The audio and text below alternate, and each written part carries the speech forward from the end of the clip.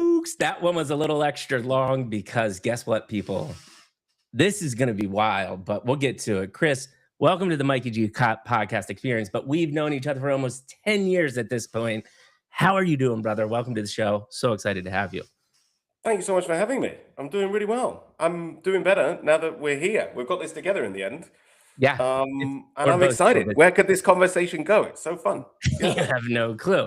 Just a little insight for you all. So, Chris worked at this place called Media Monks. I worked at a place called Sunrun, and we had met each other because we were working on trying to rework some of our event marketing. And I don't even know how we. You might have just reached out to me. I don't even know I how it think I, happened. I think I may have boldly reached out. I Yeah. think he boldly reached out to me, And we and talked then about that Home started Depot. a little bit of a bromance. And then we just, I left. I went through a major depressive order, almost died. And then, life happens. And then I'm scrolling on LinkedIn. I'm switching in my brand. I got a podcast. I'm up and coming. I'm Mikey's a thing now. And I'm like, holy shit, it is Chris. We need to talk. And now we're here. And we've got so many synergies. We've got beautiful children where he's in freaking West Coast now. I'm in San Diego. I mean, everything's popping off. So I'm so excited to have you here.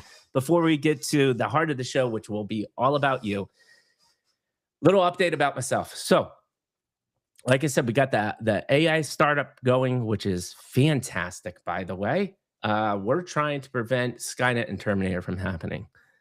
And how you do that is you have deterministic causal models that stop AI pre-enforcement from doing horrific stuff, a la what you heard about, last week with war and all of those different things.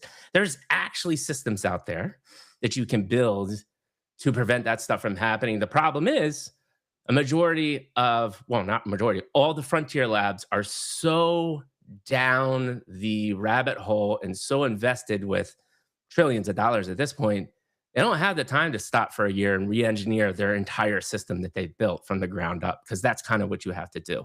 At the machine learning level, hey, AI, you play in this space, but you can't go out. And if you do it, we're going to shut the system down. You have to completely re-engineer the way you build things.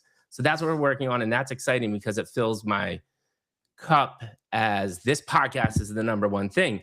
But it was very clear over the last year, once I started talking to a lot more AI founders, the secondary love of my life and mission of my life was, how do we do AI right? And I feel like, Chris, we're already going to go off script here a little bit, but like this is my take. Let me know if you agree or have anything to add. Me and you, I think, are 1% or less of the world, which have a couple things. One, access to the technology. Two, the real knowledge of what's actually happening with this technology. And then three, the access to the network to try to make a positive impact. And that has become really my secondary mission because not many people know about this or have access to the people or the tools to try to do this right. And now I think it's part of my mission as why I'm on this earth to do that. Does that resonate with you? Do you have any other thoughts around that? Yeah. I mean, firstly, I think it's um, an amazing mission that you're embarking on with that, Thanks, because man. we need to think smartly about how we are going to use AI and where it's going Mhm. to go, and we tend to think about it too late when problems happen with new technologies as well, and then people are out of work, or we have to retrain people or reskill people, and it's all too late, and then the world is in a tough spot Yeah. as well. So I love that you're focused on thinking about that now before it gets too late, and thinking about avoiding Skynet and the Terminator as well. But also the more practical thing of just thinking about using AI responsibly Yeah. from a society perspective. I think it's really 100%. we need to do But that. Yeah. part of my question, though, I'm interested in your answer on this one is, do you agree with that? Kind of like there's like a small, like 1% or less of people in this world Yeah. currently today that have all this know-how and access. Not a lot, I right? think I think that is true. Even people using AI at the moment, I do a lot of workshops, and Right. I'll ask often at the beginning of the workshop, "Hey, who's using AI right now?" And everyone will put their hand up, and I know that that's going to happen. They'll sort of say, "We're using AI." Most people will, and then I'll say, "So you're using it like more than half an hour a day?" And suddenly, only like 5% of the room is putting their hands up. And Yep. then you're like, and what tool are you guys using? ChatGPT? And they're like, yeah. And there's okay. Is anyone else who's using Claude here? And now we're down to like 1% of the room using Claude as well. So I think it reflects in the real world as well of how many people are really using AI, really understanding what's happening. It is in the end a very small group of Right. people, Yeah. even though TikTok and Instagram is yelling, "Oh, look, AI Yeah. is doing this and taking over the world, etc." But really, only 1% are truly using it every day. Yeah, and then there's a smaller percentage of those people that know the right people that actually make an impact to try to do the right thing. Yes, Like, it's such a small percentage. I And agree. I've worked myself into these groups because of the podcast and the different things that I've done, and I've just, like I told you, spent a lot of time just talking to people. I said this in the beginning of the Igor's podcast last week. I cannot stress enough to you people, especially this day and age, and it's just gonna get. I've seen it. I set out on this mission over 6 years, well, about 6 years ago now. Every year that goes by, it gets more and more urgent. You have to go shake a hand and have a human conversation. It's one of the few Mm. things we'll have left. And that's what we're about to do. So the rest of it, enough about me. Actually, the last thing, we have Guardrails episode 8 coming. Igor, who came on yesterday, this dude playing 4D chess with AI, but also trying to do it the right way. Because again, this guy, $2 million in the bank account at the age of 26, was in all the fun nightclubs that everybody aspires to be. And he really quickly realized, like, this is probably not where I want to be with my life. Most people get all the money and the wealth and torch pass and do crazy things, and they realize, holy shit, I'm pretty empty. And this guy has reinvented himself a million times, and now he is building some of the most sophisticated AI systems I've seen in the world. But he's trying to do it to change the world for the better way. There's Moonshots is a pretty popular AI podcast, a guy named Peter Diamandis, and he has this thing called Singularity University. Igor was a member of Singularity University. He is coming on Friday to our AI safety governance podcast, and we are going to talk about how can we build AI systems to make the world a better place. That will be a beautiful conversation. 2 p.m. Friday for that. Now I promise I'm I'm done. Yeah, I'm gonna you're tune in tuning in. You're tuning for in, aren't you? Igor. Honestly, sounds amazing. Oh, dude, can't wait. Igor's podcast from last week, what we're about to go through, is going to come up. You got to listen to that too. But the rest is Oh, about my man, Chris. I'm so excited that we're here. We're going to have the conversation. But like we do always on the Mikey G podcast here, we like to go through what we call just a little bit of a background about Chris, the formal introduction. 15 years at ad agencies, production. He's been on set. He did a lot of the similar. We kind of hit it off that way too, because I did the Geico thing for a long time, and I was on, Geico TV sets. So we understand, we spoke the same language. He's traveled all over the world. He's now in LA. He has launched his own AI creative agency, which I can't wait to talk about, because I pay attention to your post often, and I love all of your analogies of, like, we are at the Photoshop inflection point just generations later, right? Or a generation later, or multiple generations, however that time gap is. And that's what's happening right now. And I even had this conversation with my buddy. I'm going to link you up with I think one of the most prolific AI graphic designers I've met. He's a beautiful human being. He was saying the same thing as you. He goes to all these different agencies, and like top tier agencies, by the way, and you would just be blown away. The amount of creative people are not even thinking about using AI.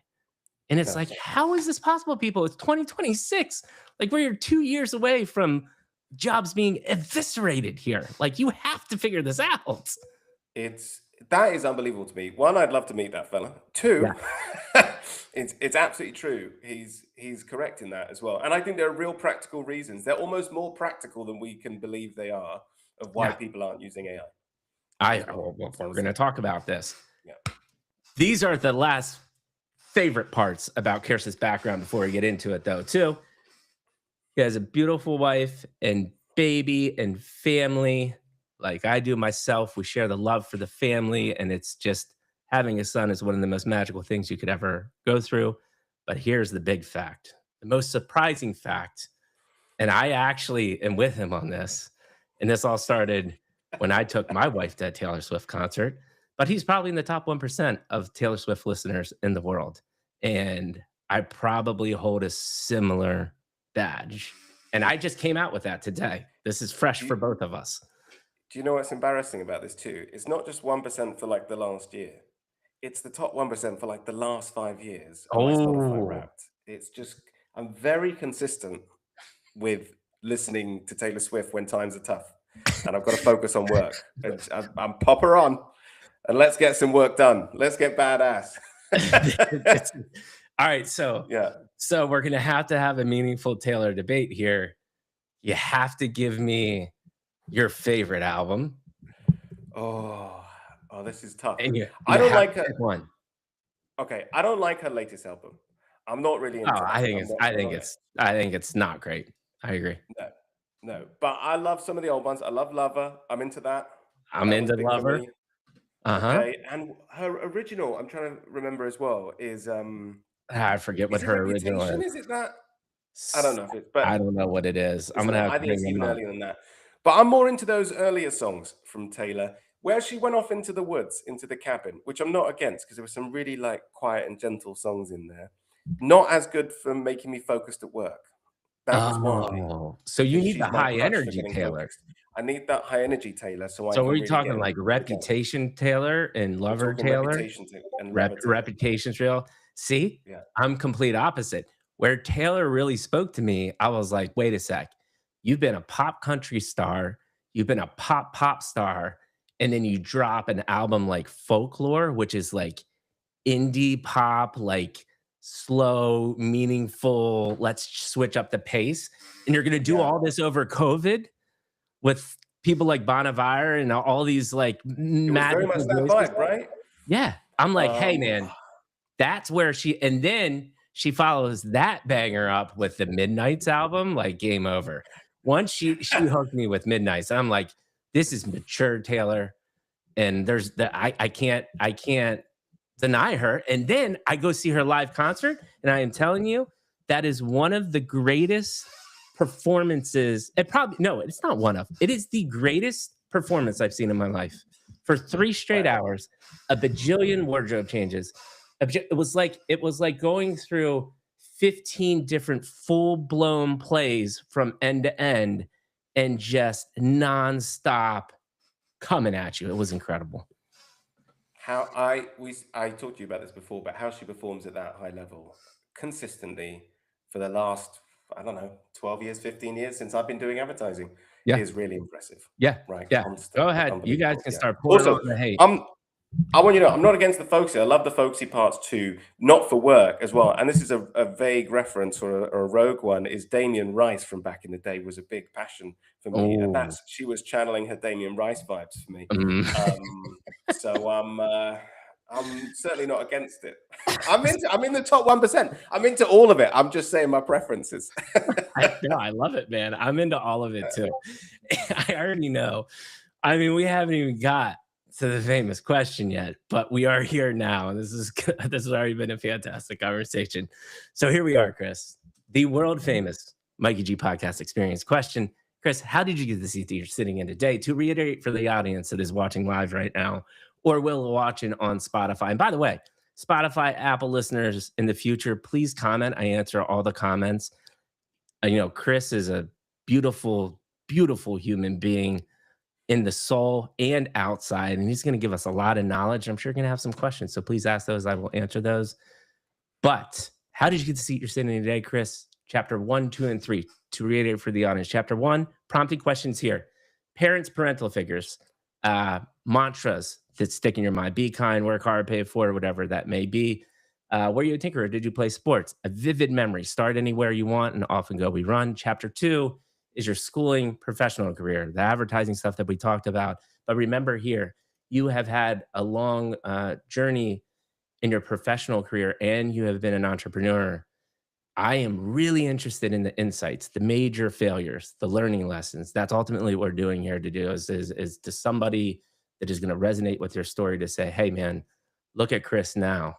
He's vibing with Mikey G out in the West Coast in LA. Like, I want to do what this dude's doing. But you're going to go through some tough times and have different experiences. I am interested in that. And then chapter 3, your current company now, and Winston, right? That's the name of it. Mhm. Winston, Yeah. what you are currently working on now, what excites you about your current work, and then what do the next 3 to 6 months look like? So we are here. Start anywhere in the childhood, brother. Let's have at it. All right. Let's dive into it. I mean, it's easy to say, obviously, from the accent that we're hearing right now, that I'm not from this US part of the world originally. I'm originally from the UK, in the Yes. very center of the UK as well. Also, not from London, not from an interesting, exciting city, deep in the middle of the countryside, surrounded by almost nothingness, which might sound romantic, but really is, as a small kid growing up, you're like, what am I Is going it to do today? Not is much it to do. what's the Christmas movie? It's you would think Love Actually, right? Yes, Or that's what no, The Holiday, right? Holiday. Where they I'm do thinking the of the Holiday. exchange. Sexy Jude Law rocks Yeah, up, and yeah. of course that happens. No, You that lived obviously up in you lived in the Holiday house growing up. in the Holiday. I wish as well. You know, they recreated that house as well. It was not real either, which is even sad. Sorry, that's really going to destroy some Man, people's. that you just broke a lot of hearts right there. I know. People probably thought I'm it was sorry. real. Okay, so I did too. remote place Um, in London. I mean, sorry, not uh, London, in Europe. just outside of London, so in an area called Warwickshire, which is where Shaky Shakespeare is from. Oh, Um, nice. I like to say it was happening, what, 400 years ago? Hopefully, no one's going to correct me on when Shakespeare was around. But I've never heard anybody call him Shaky Shakespeare Shaky either. Shakespeare. I like But it. You're an OG. You're an OG Shakespeare growing up I, if you're calling him that. me and Shaky Shakespeare go way back. But I will say these days, not very exciting. So growing up there was sort of a place I was desperate to get away from, whatever happened. That was it. It Interesting. was kind of small town. I don't know if like growing up in small town Kansas or something like that. I don't know where someone would in America grow up and just be Right, desperate to get away right, from your small town upbringing. That right. was the That was it. beginning of that. Let's get out of here And kind so of thing. when you're but take me through, what are the first couple things you're starting to get into? So I actually there was a great theme of last podcast, which is what could be something or could be another thought starter here, which was Igor. This guy's brilliant, right? But he constantly reverted back to like the reason why he tried things was he was bored out of his damn mind because he was in a similar situation, right? But I'm hearing you Interesting. say something that's slightly different, which was like you just wanted to get out of here. So how did that start manifesting in what you were interested in? Was it writing? Was it more creativity? Were you playing sports? What did that look like? I would say immediately it was into like silly little businesses from the Ooh, get go. I really? was Talk to I me about that. the first silly business I think as like a 5-year-old or a 6-year-old I thought was really clever. I'd go around the house and I would take everybody's belongings, bring them into my room, my shop, Uh-huh. set them up, and people would go looking for their belongings, and inevitably I had them, and I wouldn't give them to them, and they'd have to pay They'd to have get their belongings back. you. And that was the beginning of my entrepreneurial life. Amazing. I have not heard intro to entrepreneurship by stealing and asking for payment. And That's asking for fantastic. payment. But it's an I don't innocent way to condone that anymore, okay? But it was a fun but it's an experience at the innocent time. way to get there. That's beautiful. And so I always ask this question then. So was it parental influence? Was it books that you're reading, external pressures, or was this just an inherent part of you? Like I am Uh, always interested in where do these motivations come from? that one felt like an inherent part of me because my Mm, parents weren't that entrepreneurial. mhm, Um, mhm. so it didn't really come from them.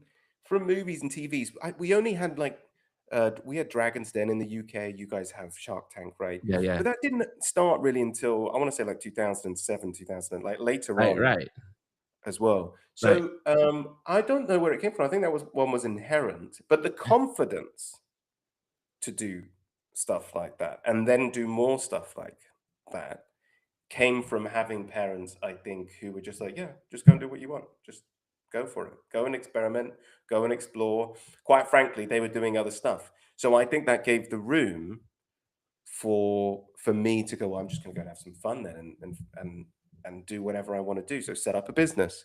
Right. Um just build that level of confidence and independence. I think that came. That's the one benefit of growing up on a farm where you can just go out and play and do anything you want. Is you sort of like on the farm. This sounds crazy now. I'd never let my kid do this, But I would go off as maybe an 8-year-old and start a fire, which you certainly shouldn't do in California. But in rainy England, that was fine. I just go and start a fire in a far-flung part of the farm and pretend to cook something or make something, and you burn yourself. And so you would go, "Oh, there's a consequence to that action," but you'd also go, "Oh, that wasn't that bad. I can do Right. this." So I think growing there's an interesting thing about maybe growing up in the middle of nowhere and maybe growing up on a farm as well, where you can go and experiment, Yeah. and through that experimentation, you start to learn a bit of confidence along So the it's way. interesting because I hear, I've had many people on the show that are on a farm, and they go immediately to the like discipline, hard work because they had to go shovel shit at 4 a.m. and they didn't want to do that type of thing. But you went to this like confidence of being exploring and playing. Talk to me a little bit about just how important that is, and are we missing that from our youth, and what does that look like, and how do you encourage that? What are your thoughts around this whole concept? Because I think it's a very important concept. I mean, I think about it a lot now with my baby Benji Mhm, of how that's going to work for him. mhm, Living in a big city now, where mhm, maybe experimenting could be in some ways harder or more risky to mhm, do that mhm, as mhm. well. I mean, I do think that we all need to be able to do that more, Yeah. which is bizarrely hypocritical, right? Because I already said up front, I'm not sure I'd let my son go and start This a is the fire, hard part, right? but at the same time, I think that was good for me. So it's this tricky, I think, paradox that comes with that we do need our kids to go out and do that. Instead, I also think that the danger of all of this is just social media again, just bombarding us with terrible things that can happen to your Yeah, kids as well. yeah. Just all this awful stuff, which really, in reality, I think is probably 0.01% of the time those things happen. The chance of it happening to your child is probably like 1 in 200,000 or something that it would ever happen to your child. And so we Yeah. but because we're bombarded by the social media, we get constantly worried about it. But somehow we need to counter that and get our kids experimenting. In Um, so I agree with you. I would love for there was this old it doesn't exist anymore. It was called Radio Lab, another NPR show. Love NPR radio. It was they had some of the coolest shows. And this one will always stick in my mind, which it was they would take a topic like this, like how much is the media impacting humans, right? And but they would then take the science angle. So they found this guy that was a professor that was doing a study, and he took like this, I don't know, small town in Wisconsin or Michigan, and monitored. They called it the sphere of play, the circle of play. Like, how far would you let your kids like go unmonitored to go play, right, and have a good time? And he monitored it for like 25 years. And this was way pre-social media. This was back in the 80s, and then he went all the way into like the advent of social media and where news was just 24 seconds, 24/7 hyper socialized. And the data came out, and it was like crime had um gotten better by a factor of 10, like way better, right? Safest it's ever been in that mhm, area. But the sphere of play had gone from a half a mile radius to the front lawn. yeah. And that is what we're dealing with. And so the question to you though is, I don't think like that's just something we're gonna have to deal with. And so I think you can still encourage play and creativity and all of those things. So yours manifested into just going to try his thing to get the consequences. How do you think about it in this new day and age? And not necessarily your son or anybody like younger aspiring people. What what do you think is the catalyst to creativity for you? Because people define it in different ways. So what does it mean to you? Mm. What does creativity mean to me, or what gets my creative juices flowing? Mhm. Just Either way, you can answer it however either you want. way. For, I mean, I think creative juices flowing for me is a lot about um, is about conversations. It's about Mm, talking with people, mhm. brainstorming with people, hearing their experiences, getting inspired through that. So lots of conversation, I think, can get the creative juices flowing. I also think this might sound silly, finding any way to get into flow is Oh, so powerful for creativity. dude, I had a whole episode on flow. The guy that I want to introduce to you is a flow master. Okay, getting into flow because there was a great TED talk in it, I think, years ago, and it's taken the world by storm. Right, it's such a powerful thing.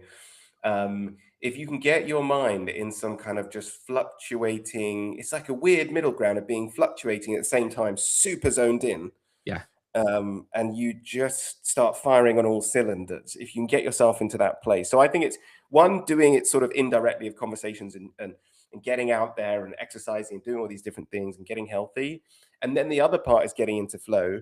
And once you're in that flow, and the pistols can all fire, and you're just zoned in, taking all distractions away. But I think another part to this is, I heard this from someone the other day, and I thought it was really interesting, is to not wait for inspiration for creativity. A lot Ooh. of people think I have to wait for it. And when Mhm. it strikes, then I can start working.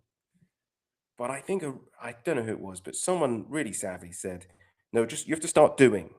And through doing, you will get inspired. And then the inspiration will like amplify like nuclear fusion. It will just like compound on itself of Yeah. inspiration as well to Yeah. get to creative places. So I think doing is just really powerful to get the creative juices flowing You know, ultimately. 100%. And I would say I relate to a lot to what you say. By far, the yeah, I always thought to myself, how do these people think that way? And the reality is they do similar things that I do. Maybe they do it through books. I just like to do it through human conversation. But the way that I think and the things that pop in my head because I've forced myself week in, week out for almost 5 years now to have one new conversation with not just anybody, but like an entrepreneur who is creating something, who is driven, who is thinking about things differently. Game changer, man. I have Mm. this mental Rolodex now that is just vast and far between and it's not, I'm talking from a guy that is grew up in a dirt hut with no electricity and no clean water in like war torn Venezuela, all the way to a guy that was born up in royalty in England, right? And so these reference points. The one thing that's interesting to me though, I don't know if you've figured this out or have had a realization, even though these stories are drastically different and it gives you different perceptions and perspectives, the universal themes are the same: adversity, hard work over a long period of time. So we're always striving to be like the most unique and creative. But I think the kind of the joke of the whole thing is we intentionally make all this stuff unique and creative to maybe make money or be different. But in the reality, the thing that would make the world a much better place is if we just all realized we are the same and we have all Yeah. the same emotions and feelings. I just got really theoretical and philosophical and What? deep, Well, but that's where well, I have I a couple of begin. well, I have a couple of reactions on it as well. One is, I think, in terms of getting stuff done, making progress for whatever progress is worth, but making progress all comes down to, at the end of the day, regardless of all the misleading things that we see around us and all the noise about it, is just working hard and grinding and doing it day after day. Like that is just ultimately what it boils down to. People, I think, create an image they've not done that, that they've somehow jumped from here to here. And I Mhm. think that's an unhelpful and misleading image to most people. I think Agreed. a good chunk of this is day in, day out, wake up, keep emailing, keep having the conversations, keep designing, keep trying out AI tools, do whatever it takes, and just do it day in, day out. And it will compound. And I think that's the power of it that people don't Mhm. talk about enough is over time, even, and it's really difficult for human beings to understand compounding, the idea, the concept of compounding. With finances and money, people really struggle with it, even though the fire movement has grown and stuff, and people are getting better idea about it. Or the But coast fire. the Coast Fire, which both you and I are big fans of. But Yes. the idea of compounding every single day to achieve awesome stuff, I think, is really poorly, and I'm poor at it too, but just like poorly visualized by humans. We Yeah, struggle to visualize that. yeah, Yeah. Then we're and looking for the side hustle, right? Oh, there's a quick side hustle. You can quit your job and do that. So, well, yeah, but it still requires hard work. 100%. And to layer on to that in that day and age of social media, one of actually my most recent successful posts was um, exactly this, which was everybody's feed it's straight up lying to them because you see all of this glitz and glamour. And I use the analogy of like that Ferrari, it was rented for a half hour. Yeah, That Airbnb was rented for the day. That exactly. clothes they don't own, right? And you get constantly beat on the head that like if I do X, I get this next thing. But the reality of the situation is there's no secret special hack. But that the No. brain is wired to want a special hack, right? Yeah. We And want and the it's just Skittles. We want the time and quick win. yeah, Yeah. time and time again, billions of dollars are ingested and injected into these things for the quick hack, but it's just not the way what the world works. And so it was No. the same thing, where prime example, right? The startup stuff. Hey man, we need to do go to market and BD. What do we do? And it's like, well, I'll tell you one thing I know doesn't work is spending a bajillion dollars on all this marketing bullshit. I said, I think it's pretty simple. You find your ideal customer and you use LinkedIn and try to shake as many hands and send some genuine messages as possible. And we use our network to do that. I don't think it Yeah. needs to be more complex than that. I I've been thinking about this an awful lot in terms of like I've been trying to think of a better analogy for it because I can't. But like the Japanese idea of craftsmanship. Like Yeah. what is doing something really well? Yeah. Is it doing something really differently and innovatively? Often it's not. It's No, doing the simple thing no. with discipline over and over again A hundred to percent. squeeze out the slightly better version of it each time, and that's how you succeed. So when it does come to like how do you go to market from a B2B perspective, yeah, you can pay the conference and maybe it'll work, but you could pay the conference $100,000 to have a booth there, and you're often going to be standing there at the booth for Yeah. $100,000, and it's like, No. well, what am I? Why did I just spend this money? What was the point of Do you know the wasting Mikey G 12? growth hack for that is? Find the I'm ready person for that it. hosts the conference, invite them on my podcast, get a free ticket, don't go stand at a booth, shake 1,000 hands that weekend, and I come home with And 50 it's for qualified free. leads. Huh? Yes, it's for free. Much better approach And it's to doing totally for stuff. free. That's the Yeah, whole other point, than the right? flight and the hotel, which you can probably get Yes. on points from a good Yes, American credit card. exactly. And that's the whole like that is the real stuff that I just like people tell you got to do all these stuff. And it's and the same thing with the AI. Like let's take this, let's expand upon that example now. Now where our and by the way, we're gonna get back to you. This is just such a fascinating conversation. Um now everyone's like, oh, well, now I can use AI and I can send out 10,000 more DMs. And it's like, Yeah, well, there's bots to stop bots now. The DMs are bullshit and cold. And it's like, it still goes back to what attracts a human. You know what's more attractive? Hey, I have a podcast or something of value to you that I would love to invite you on and bring you along that journey. yeah, And then after I engage and learn about you as a human being, then I might talk about what I do. 100%. I mean, it goes back to this skittle chasing, easy hack mindset that social media projects on people. Hey, like we've got an email sending platform that will, I mean, if I had a penny, by the way, for every email I got that was, I'm going to get you loads of leads. Yeah. And I'll do it for free as well. So Yeah. it's always like, we'll do it for free to get you this many leads, guaranteed great leads, and we'll get you 10 a week or something like that. Yep. I'm like, if I get 10 leads a week, in 4 weeks from now, I'll be able to sell my business. Like that's like, there's no way you can do it. It's just absolute bullshit that Yeah. that's the case. It's not Yeah. going to happen. Yeah. Yeah. So they're all selling this, I call it snake oil, a lot of this snake oil stuff. Yeah. And Yeah.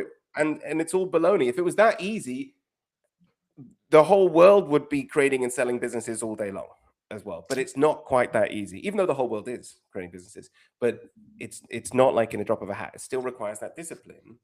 And it goes back requires that to human connection and slow and steady, consistent, build relationships, be human with people, be honest with people, and people will start picking up the phone. Most people won't pick up the phone still, but a few more people will pick up the phone, and slowly over time it will compound. and I tell And then and, trickle to a and stream. this will be the last one, and then we'll get back to your beautiful story. Which here's the biggest proof point that I can tell everybody right now. I the success, and I don't, and by the way, I don't think people are intentionally doing it to me, but you wanna know how hard it is, people? I'm close to 250 founders on this show, and they come through this experience, and it is a deep, intimate, genuine conversation. I spend 2 hours. They willingly spend at least an hour and a half, sometimes 3, 4 hours of their life with me. And for the people, the level of people that I'm dealing at, they're not busy. They have a lot of things to do, and they're physically choosing to spend their time with me. For me to get a follow-up call from that experience is a 10% hit rate. That That is fascinating, right? Even that, that because is people the are so reality. busy. You Yes, can't even control, even though they would love to talk to you, they're just like, I've got other priorities right now, yeah. even though you're a great human Uh, being. they're like, "Mikey's fucking fantastic, but I am slammed." Yeah. So think about that. I've gone through all of that, and I'm getting a 10% hit rate. So That's everything else unbelievable. you're seeing, I will tell The you it's bullshit. I'm shocked by it and love hearing it because it does make, I think, us and probably other people feel a lot better that that's the reality of It's this the for sure. truth, Because man. Everybody's it's the just too truth. busy. People are too busy. It's not a slight on an individual is nice to remind ourselves, right? It's like, as in, it's not a slight on me that no Yeah. one's responding to that email. And I've had situations where I'm thinking of one individual right now. I don't know if they'll know who they are if they listen to this, but I emailed that person once a month for 6 months after the most amazing conversation at a conference with them, and they didn't respond to any email, not one of those 6 emails. And then in like the seventh month, I was like, hey, we want to do a campaign together. And I was like, hey, I didn't know you were alive anymore. I wasn't sure. I just held on with hope that maybe this would be interesting still to you as well. And There they were proves the my most point. friendly, wonderful person, the exact person I had met at that conference. But in my mind, I had got to a point of like, do they, do they maybe not like us? What have we done wrong? You start to go through that Yeah. process, and it's like, Yeah. no, they're just They're busy. just busy. Everybody's busy, right? And that Yeah, you just proved my point right there, right? That is the reality. yeah, And I mean, yeah, think about how defeated I talk to this to my co-founder all the time. I'm like, bro, this is crazy that I spend all of this time and do all this. And by the way, all of these, a majority of these people too, like cut free content together, put content out, do all of this stuff, right? And it's still like pulling teeth. It's yeah. wild, man. Okay, It's wild. But back again, the to last thing as well, because I think it's interesting, is again, it's not for people to be disheartened. I think it's hard. It's hard like this for everyone. There's no way to grow a business or build a business without going through this process a hundred and just percent. having the patience and the discipline to Yep. keep doing it every single day. That is the hardest thing that I think people who aren't entrepreneurs don't understand that bit. The day after day sense of like, am I making progress? And then suddenly the next day you are. And then you're back to a few days of not making progress and you Yep. just have to keep going It despite. is. Yeah.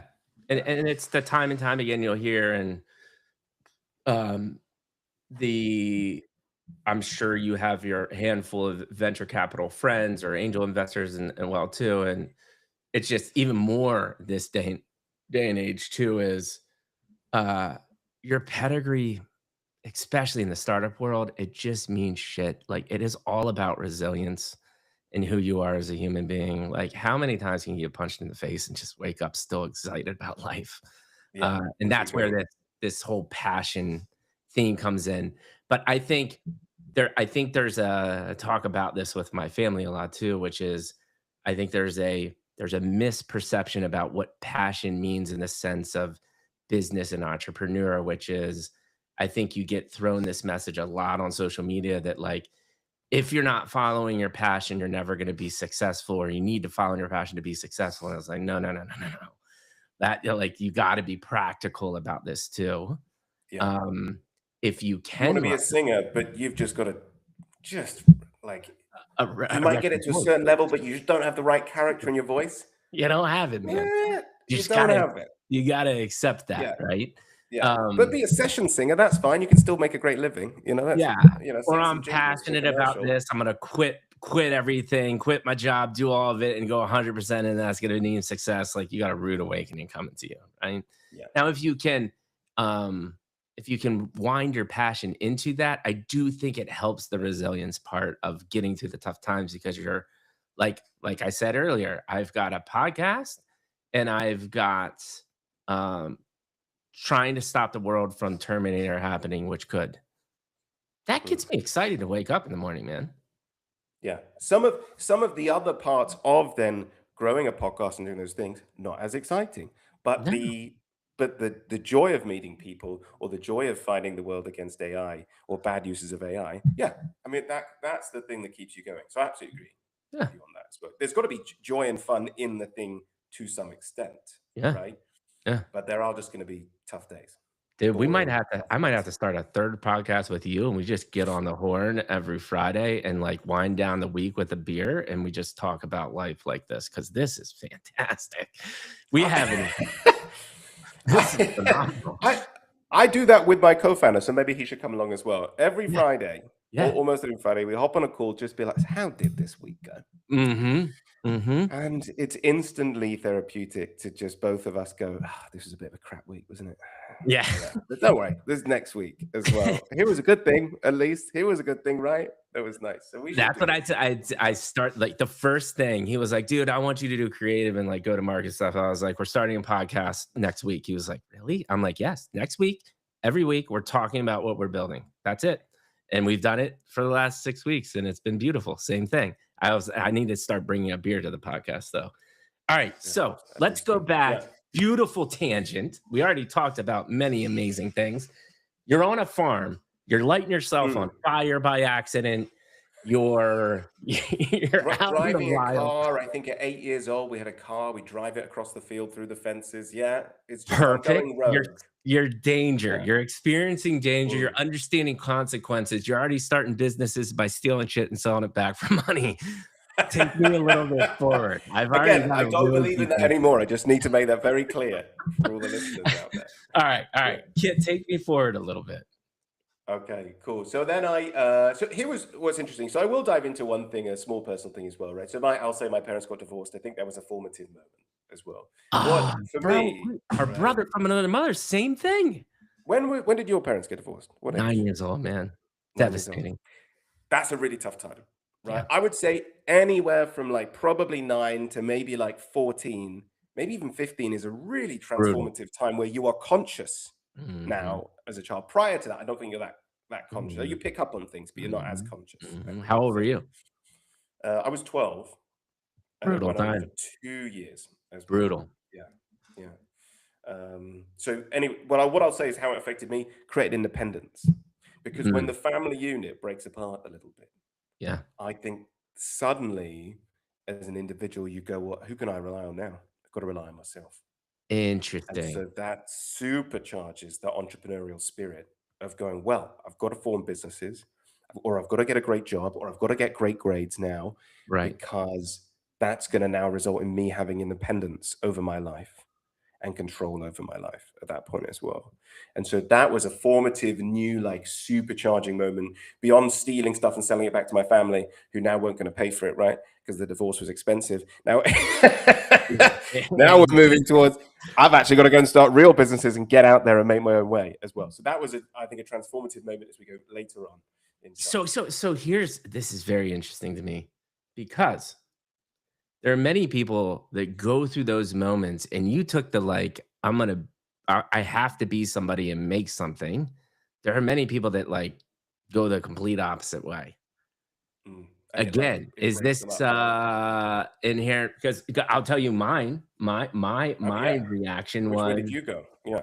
mine was fortunately my parents had enough money to send me to college, and it was, I'm gonna throw every bad thing that's ever happened to me deep dark down inside and deal with it 30 years later. Uh, And I'm gonna do, like, you actually saw me when we were hanging out in 2017. That was like the beginning of my fall from grace. And yeah. but yeah, like, I just buried everything deep down inside because I didn't want to deal with it, because I was so young. I didn't know what that looked like. And That's right. How to unpack it. I didn't Yeah. know how to unpack it, nor the people that were supposed to help me tell how to unpack it, they didn't know how to unpack their own stuff, right? Yeah. This is that I think that bit's fascinating as well, right? That you again, because at that point you can't rely on your parents to unpack it for you because they can't unpack their own stuff, right? So Oh, yeah. you're yeah. So and so in that case, it sounds like you didn't unpack it until later as well, which I think this happens to quite a few people. If they I like think a lot of up, the shit it in the bubbles up world is later. because of some Mm, childhood undealt yeah. trauma stuff going on. And in the 30s, I think. The 30s are a critical moment where I think this happens, That's what all broke about. right? My mind broke in half in the 30s. Yes.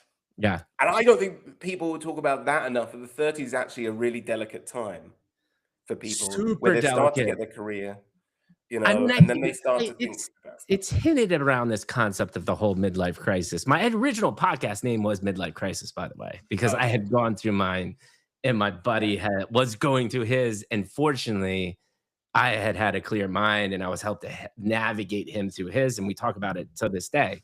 They're like, dude, thank you so much for that. And that is, again, at the heart of what this podcast is about, to have meaningful conversations. But yes, in the 30s is brutal. Everyone says like 40s is like, nah, man, 30s is enough I think time for you to mess around, figure out what a grown human being should be doing. And then you're kind of judging yourself like, am I doing the things I think I should be doing? And at some point, you're like, well, my life's probably not where I want it to be. And, yeah, and then you got to deal with some things, right? I But it's agree. interesting I to me. agree. So we go back to, so you took the independence route. And obviously we don't need to talk about the deep down inside stuff, but I love that you took that route. And again, back to the same question.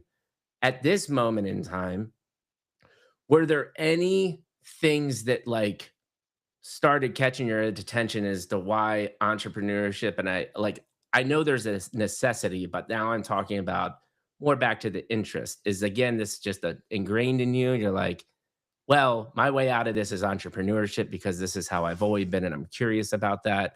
Or I'm getting into business. I like literature. I like creative. I like making movies. What was it for you that started driving that entrepreneurship passion? Um, I think a bunch of that, sadly so, comes from then Shark Tank or the British equivalent, That's Dragon's Den, amazing. starting to see shows like that and go, oh, Yeah. this is really cool. That seems like fun, right? Yeah. There's almost like the pirate life that comes into that as well, that unknown. What could happen if I go out on the high seas? What treasures could I find if I go out there? I don't want to join the Navy. I want to be a pirate. Right. Um, I think that started to bubble up a lot, and it was just more fun. It was joyous to be in more pirate unknown waters than it was to be in more steady stuff. So I had a lot of friends at school. They were going to go to this university and do this and take this quite steady route, and I was like, no, if you're going that way, I'm going the other way. That seems way too safe. How can you get glory and riches if you just go that safe way? And I now realize you actually can if you are financially disciplined too and invest in Right. your 401k. But Yeah. Yeah. Exactly. but but at the time it was like, if I'm gonna go and do something really wonderful and impactful and interesting, um, uh, then let's go and be an entrepreneur because that gives the room to do that. But I Mm, don't know. I think that was inherent. I think it was a little bit of the TV shows.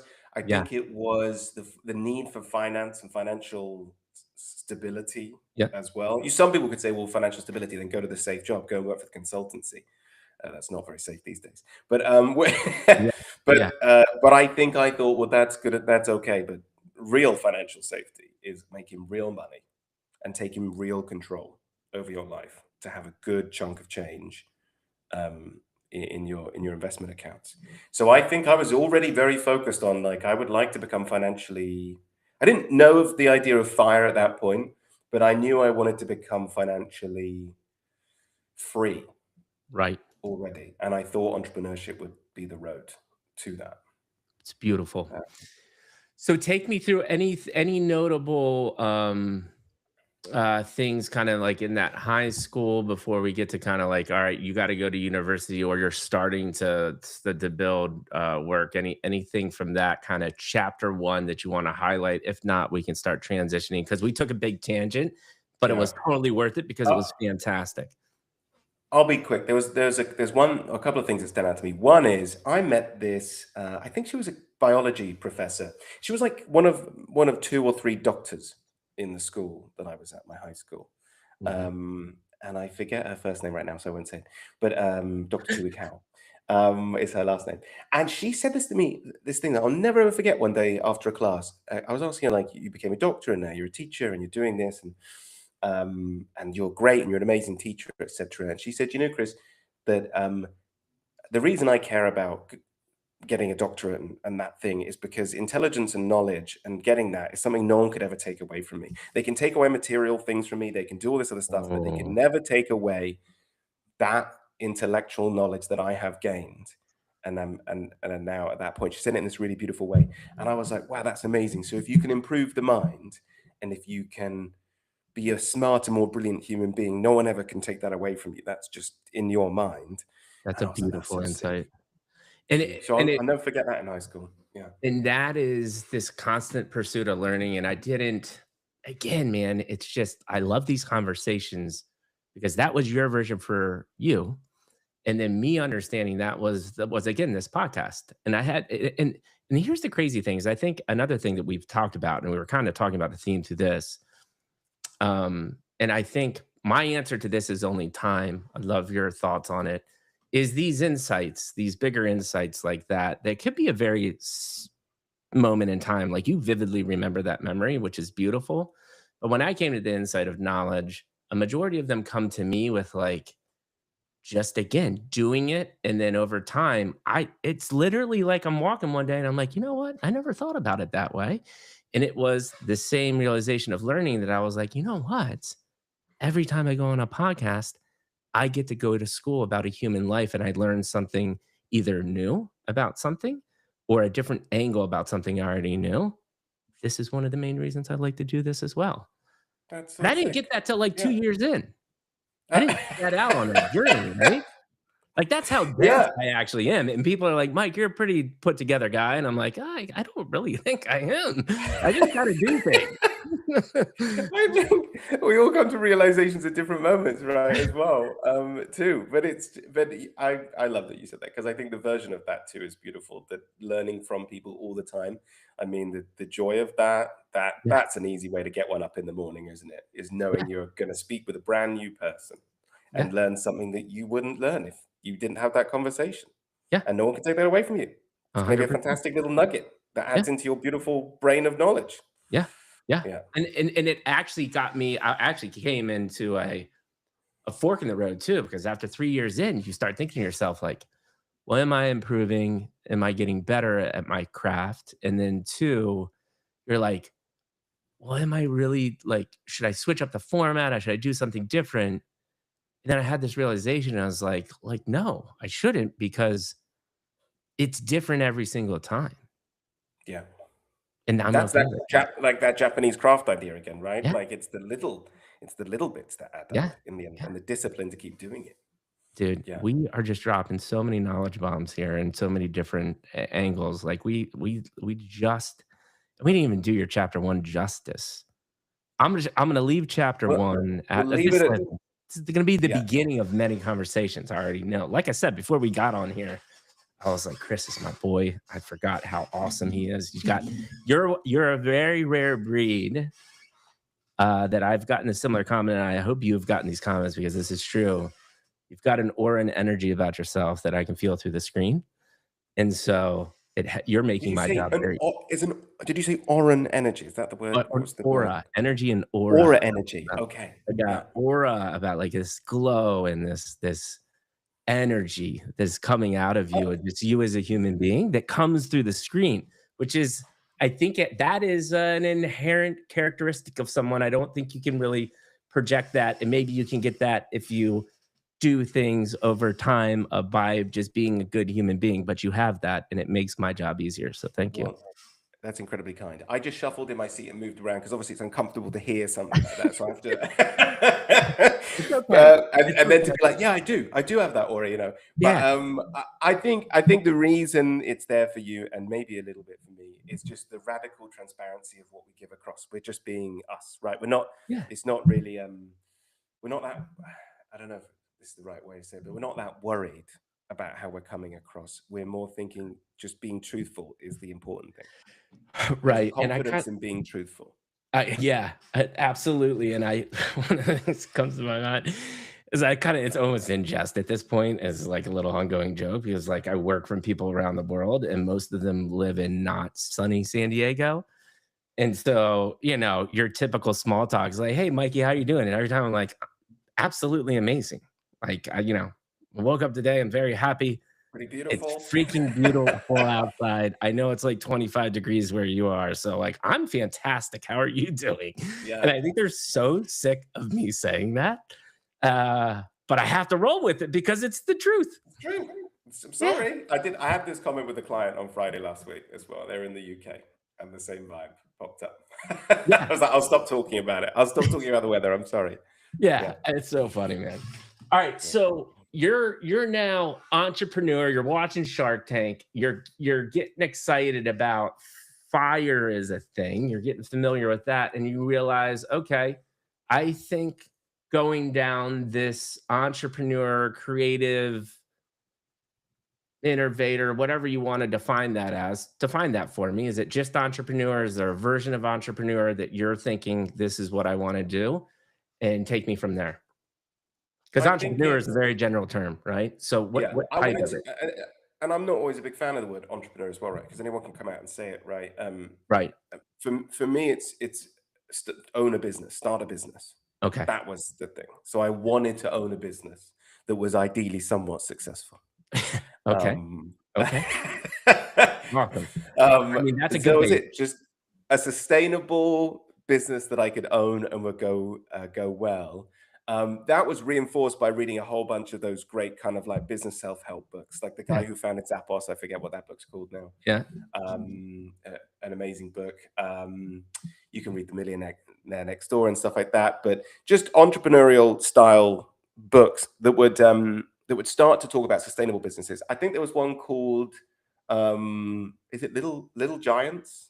I think, or is that the movie? Mm, That maybe the movie from the Little 1990s, Giants is a movie, which is which is an fantastic. epic movie. Epic. Um, Epic. but You can there's learn a another lot from book. that movie. I remember Small Giants. Small Giants is what it's called. This book, even though Little Never read it. Giants. Shout out to that amazing movie. Um, Small Giants was making the argument, like it used Sierra Nevada as an example as well. I'm sure it would have used Gravity Payments, that fantastic company, as well, Mm, about creating a sustainable business that doesn't need to be big for the sake of being big. It can be a relatively small business where everyone's treated really well and it's just sustainable and wonderful. And so I really started to go down that road of I want to create that kind of business at some point in the future. mm. Um, but before doing that, I just got sucked into wanting to be in California from England and then I would do whatever it took to get there. And that began the world of production and advertising, What was which the in the end was a good California thing. what was the California magnet? I mean, so I went to California to teach at a summer camp, teach horse riding at a summer camp. And that was just above LA, and it opened up my eyes to what California was. And when you grow up in the middle of England and it's cold and rainy and all those kind of vibes, and Yeah, then you come to California and it's sunny and beautiful and it's like everything we saw in the movies growing up, you yeah, can't help but be enamored, and you yeah, fall into a bit of a honeymoon style of love with it. And then when you get deeper into America, which is why America is so amazing, is the support of you can, and maybe it's less like that today with the yeah, current political climate, yeah, but the support of being anyone, like getting into work, like performing at your job. It didn't matter where you came from. It yeah, was just get into work, yeah, and you can, as long as you do a good job, people will accept you in yeah, America, and then they'll pay you more and more for it if you're doing a good job. They don't really care too much about your background. And I thought yeah, that was really wonderful. And then, of course, in America, you can get paid a lot of money too, which is much harder in the rest of the world as well. So I was like, I think the US is the place to be in my future life. And also, a lot of the entrepreneurs come from America, right? So you see that and you go, well, there must be something here in the water. yeah. We were just talking about that. I was talking about that with my other buddy, or no, this guy Titus came on our podcast on Friday, and I even remember this was pre-AI, right? Like, what is it, 2017, 18 when we met and I was down there, and there were so many events going on in the city, and, there was just a different energy there. You did feel something. It was Mhm. new. It was very exciting at the time. You could Mhm. walk around any corner. I mean, even being in LA, when you still now less so, again, because of tax credits and issues and the cost of filming in LA. But back then, you'd walk around a corner and they were filming something and shooting something, Yeah. and you were just like, "This is so cool. There's Yeah. always something happening." Yeah. I Um, agree. so yeah. Okay, So so you're now you're going to school for why did you pick advertising and that? Because I of this did trip? I did business and economics. I Okay. did it because this trip happened, but I already knew I wanted to be in business, right? As we've talked about. So I was like, I'll do business and economics. But I went to this university called Loughborough University, which is now a fantastic university, but was really in the middle of nowhere in England as well. And then I visited this girlfriend who was at Santa Barbara, UCSB. Uh-huh. And that campus is Man, just magical. that They whole have this town is organic magical. food, the whole town, right? It's gorgeous. So I was just like, this is the coolest place in the world. So I spent of my 4 years at university, I think 2.5 years of it, I was not at the university. I was like, I gotta get out of here. So Right. I went to here, I came to LA, worked at a production company. I went to Hong Kong for a Mhm, while. I mhm. forced the university to open up a new program. So now the program is there to this day Yeah. uh, of people getting to go to Hong Kong. So I was like, I'm gonna go to Hong Kong. I'm gonna get out of here. And then there was my last year. I said, I'm not coming back. And I told all the teachers, I told all the people, I said, I'm not coming back. I'm staying in America. And then I didn't get my visa. And so I had to come back to everyone and be like, just kidding. I'm not a Brutal. college, I can't be a college dropout. I guess I have to finish college. And so I came back and I finished it as well. But that Okay. began the production stuff, right? Because when you're on set and you're starting to shoot stuff and you're just there as an intern at a small Yeah. production company with a great boss at the time called Nick Lang, Uh-huh. he just let us do everything, which I think was partly because we were inexpensive labor and Of course. very, very keen. And he Yeah. was like, please do it. And so we Were you would make all doing a, these like, shoots. PA job at this time, or is it something At else? the very beginning, it was PA, and then we started to do all sorts of things on set. So it was like second assistant director, then first assistant director, Right. then producer on the set, then Mhm. doing the casting calls, doing the location scouting. Like we would wear all these different hats, Right. and people would come in. There's all these bizarre stories along the way of that, especially casting calls of desperate actors who would be like, Oh my "Can I god. get the part?" And I'd be like, "This is weird. Please leave." Yeah, So you yeah. just had like it was such a wild experience to tap into all these different places. So I Yep. got to do lots of stuff on set, which I think Was was that, very unique. all in LA or Europe? That was all in LA, and I had a lot of like university college friends who went to IBM and went to those kind of places, Yeah. and you just knew they weren't getting that hands-on Right, experience of right, things. They were making coffees and they were right. doing photocopying and stuff like that. Yeah. So I would encourage anyone as well to like go to a small company with a lot of energy in that company and get Figure your it out. hands really dirty and figure it out, and you will become 100%. savvier and smarter because of it.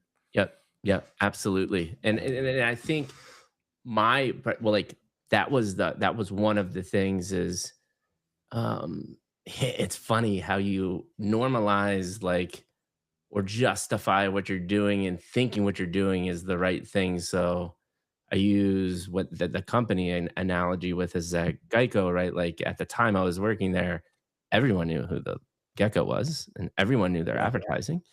And you're I like, use it oh, in inspirational workshops still to this day. It's amazing. Yeah. yeah, for sure. That they'll be around, they're an advertising icon, right? And I'm at the heart of that. But you're still the ironic part of the whole thing is I'm the client, right? So I'm not working at the agency and I'm not part of the media side. Like I am I'm funny enough, the guy that gets some of the most say, but it's because I work at the company. It's not because I'm doing the actual really hard work, right? Yeah. And so, but because you're in the mix, you're like, well, I'm associated with this. I must be working hard. And then vividly remember thinking to myself, like, I probably need to figure out if like I can be the real deal or I am the real deal, or is this like do I know more than I actually do? And then so I make this sudden change and move to Silicon Valley. And you quickly realize that again, it's like it's marketing, branding, facade hype. Like, you want to work hard? Like, go to a Silicon Valley startup Yeah. and do That's really hard. and do the Yeah. 10 jobs at once that you're getting paid to do. Yeah, you're getting paid a lot of money and you're but you're you got free breakfast, lunch, and dinner.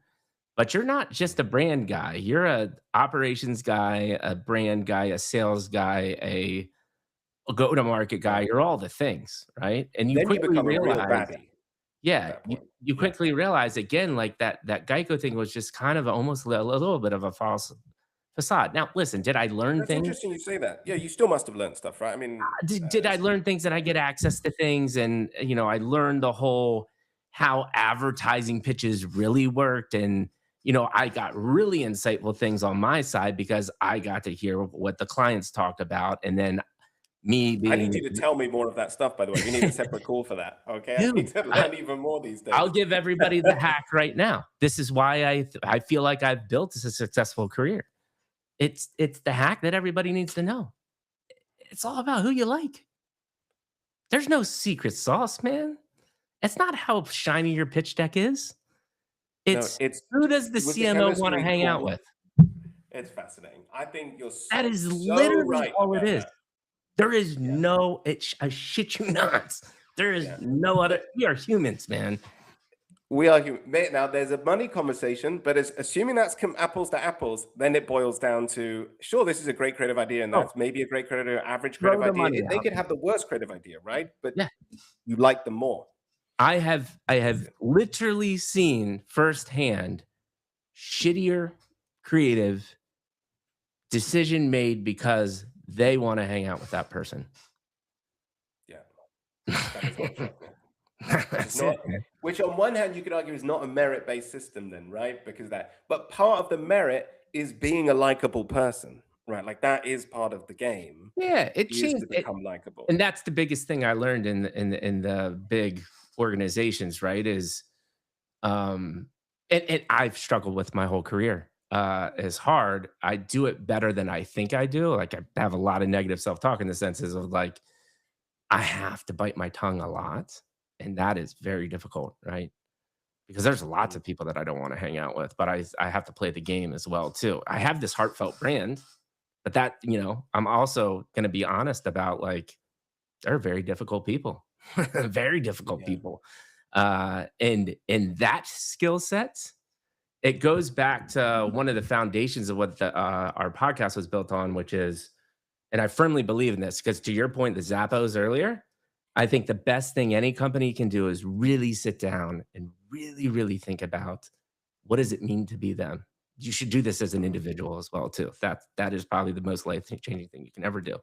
Utter self awareness, what matters to you, but at a company level, um, hence why I'm here, and this has been successful, and I've never deterred because I have a very clear mission statement to bring back the lost art of genuine human connection. That is it. As we get more connected, we're disconnected and anxious, and we don't do what we're doing right now. It's critically important. It's just gotten more valuable. 4 pillars to lead up to that. Um, but this is if you apply this to your business life and principles too, which is one of the principles of bring back the lost art of genuine human connection is be kind, especially when it's hard. I think it's one of the hardest things humans ever have to face. But if you can I do think that, I promise it will change your life. I think that's a lovely sentiment, that especially that last bit as Yeah. well. To be the person who can be kind, and I'm certainly far from perfect at it. I really try and do that as well. Is when Yeah. things are tough or when things don't work out that well, Yeah. with all my hope, throw emoji in there and try and be nice at the same time. Dude, it is the But hardest maybe not. thing you'll ever It's do. hard. But it Yeah. will literally change your life, I think.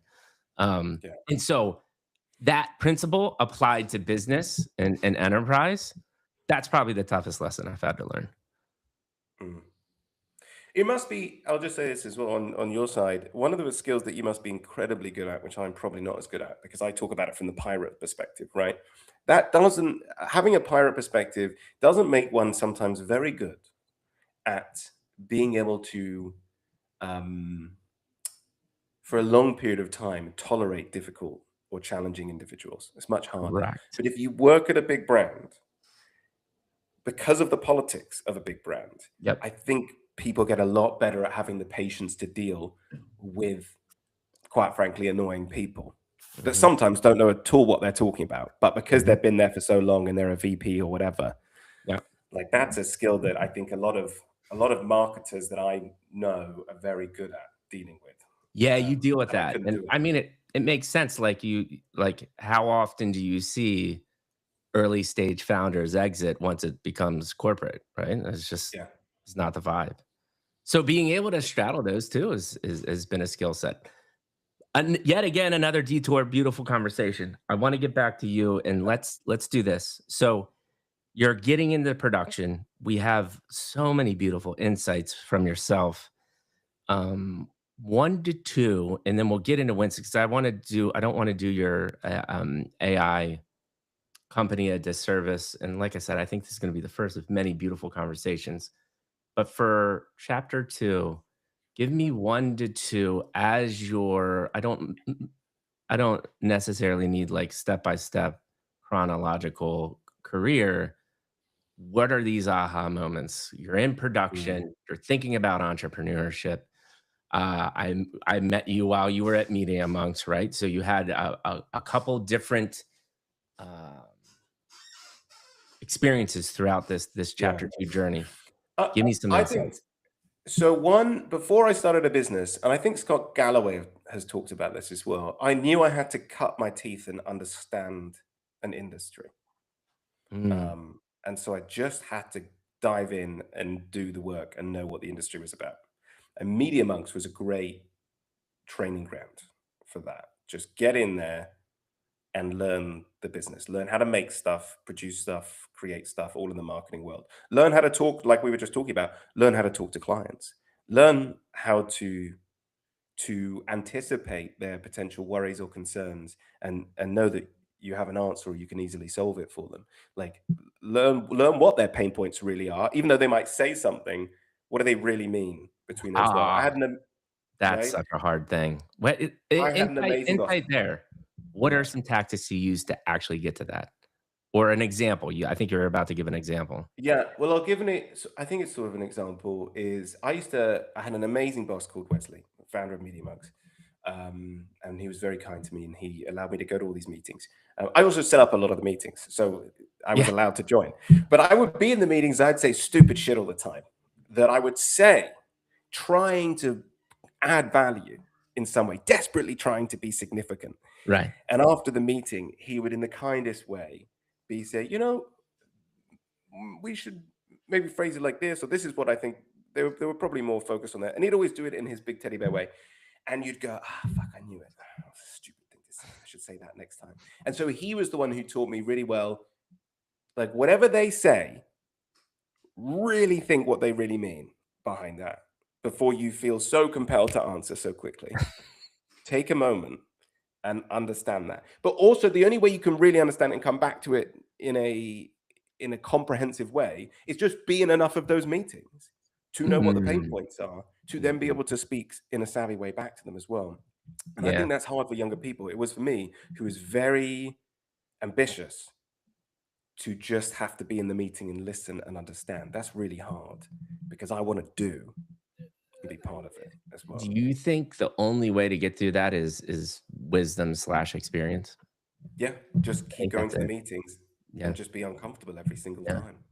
It's That's it. interesting, so I had you wanna talk a full circle. You're a full circle Oh, story, but even more full circle. Matt Williams, who used to be the CEO of Martin Agency, he used to make all the Geico and Gecko commercials. He came on my yeah. podcast. Did he And really? so Okay, cool. I've not met him, but obviously legendary agency, done amazing work. he's a fantastic human being, and he wrapped his whole identity in the Martin Agency, and when he got fired as CEO, like, life crumbled, right? So this was the extreme of, like, being at the height of the height for a long time, and then it being you. Like, it Yeah. becomes now your identity, right? One of the things he said, though, I love your reaction to this because it's a little bit of the opposite. So he had the guy that started the Martin Agency. I don't know why I can't think of his name. Legendary guy too, right? Probably And not so Martin, something he else. had a yeah, yeah, it's probably Martin. Uh, You know? he had a similar kind of mentor, like boss at the same time, and he let him come to meetings all the time. And one of the first meetings that he went to, he goes, Matt said nothing because he was like terrified, right? And then the guy pulls him into the room after and he goes, I pay you for knowledge and to speak. You cannot go into a Exactly. meeting like that again and not say anything. This is what I pay Yeah. you to do. So if you want to keep a job, you better figure this out. So it's the This is opposite, but again, there's nuance in here, right? What are your thoughts about that advice? I I think it's really good advice. I sat in a CAA meeting once, the talent agency, and it was an internal meeting where we were making a film for them as a company, like an employee film or something like that. And I remember them saying distinctly, like, they were all talking, like shooting the shit with each other because they're really intense agent type people. Yeah. And they were like, if you are in the room and you don't have an opinion, you shouldn't be in the room. Get out of the Mm, room as mm. well. And I did think about that as well, as like, be in the room, be ready to contribute and be useful, or don't be there. We don't need loads of people sitting. Now, there's something to be said for being quiet and calm and listening as well. I'm Yes. not saying take that away, right? Yeah. But generally speaking, everyone needs to be there contributing Yeah. into the thing as Nuance well. comes up constantly on this podcast, which is another down the social media tangent of firm opinion I have on why the world's so messed up is we think everything's black and white, and that's just not how the world works. Yeah. It's Um, just easy. but It's here easy to that think in black and we white we terms. just Yeah. contradicted ourselves, and I think I agree with both. Yeah. Right? It is fine that two things can be true Shut at the up. same time, right? Yeah. That is fine. Shut up and Yeah. deeply listen Yeah. and say And something also say meaningful things. if you can, but then also just don't go to a meeting and do nothing meaningful. Yeah. Don't sit there like a lemon, as I Both say. make I sense to see. me. Yeah. Don't make sense when you talk them back to back. It's all good. No, Okay, so it's that's fair. a beautiful insight. Give me one more because and I was actually gonna layer onto this because Media Monks, I remember looking when I was meeting you, and I remember how I think you reached out to me and looking up Media Monks, I was like, wow, they have a really interesting business model. So the fact that you were in essence monks, right? And how Mm. you it seemed like the culture was cool. Tell me about the impact of working in an organization like that and maybe some insights of what helped you out. Maybe even a negative too. Was positive, negative? Like what were thoughts there? Yeah, maybe the thing I'm going to say has a double-edged sword to it, and I Yeah. won't go into the negative side too much to try and be polite. But I will say that Media Monks did have a very strong, intense culture to Yes. it, and that created this very powerful vibe of people motivated and feeling part of something together and being part of a tribe. And that was very powerful. And recreating that culture in businesses going forward, that emphasized the importance of that to me. You've got to spend a lot of time listening to people, in doing stuff with people, like bring people together, do activities together. Like we flew in our team, everyone to Peru in December. Like bring people together, do fun things, do memorable things together, and you will build a powerful culture that comes together. The dark side of that is it can become a bit cultish, Yes. and there are dangers to that as I well. knew And you were gonna go there. And which I had actually this other guy I gotta introduce you to, beautiful human being, Justin Cram. He blew up overnight on LinkedIn because he made a fake AI agency because okay, he was in jest making fun of AI agencies. and he made like a quick website. Maybe vibe coded it. I don't know. He We had like a yeah. website. It was just one post, an AI generated picture of him and two other fake people standing outside an LA agency saying, um, AI has brought us here, and he did like a press release, went to bed, had like 10 people that he was kind of joke. It's his company is now called Shit Show Creative to give you the vibe of this guy, right? And he woke up to like 600,000 views, and it was Wow, just right place, that's right time crazy. type of thing. And he's turned that into a business.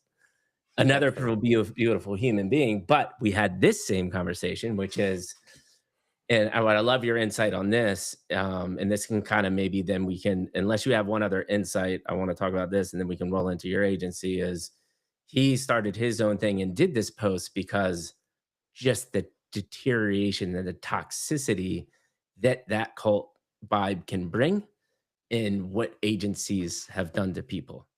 Thoughts there? I think the agency world in particular are some of the worst offenders at abusing their team members. Hmm. And I don't know where it comes from, I was about to say, why? but I mean, just to emphasize it, and then I'll say why I think, or at least try and think of why. Even now, I need to probably think deeply about it. But Yeah. I went to I was a few years ago. I went to my doctor, and I was grinding my teeth, and I was very stressed. And he said to me, "So, what do you do for a living as well?" And I said, "I work at an ad agency." And he went, "Ah, that makes sense. Okay." And it was like, "What? You're a doctor? What? Like, how do you know about this?" And it just told me everything I needed to know about when you, like, the reputation deep down of what the Right. advertising industry can be at ad agencies is just a very abusive, tough, dark culture at Yeah. times that can get very cultish. Yeah. Um, and why do I think that's the case? Transparently, having seen it and been in it and been a part of it, I honestly think that these agency leaders get carried away with profits and money, and they just start trying to squeeze out as much as profit as they can from their employees. They burn them out, move on, hire new people, just keep doing that. Um, and maybe it's because that's what happened to them in the early 2000s and in the 90s and the 80s and blah blah blah. I think it is a But cultural thing. It's like kinda like show your stripes, right?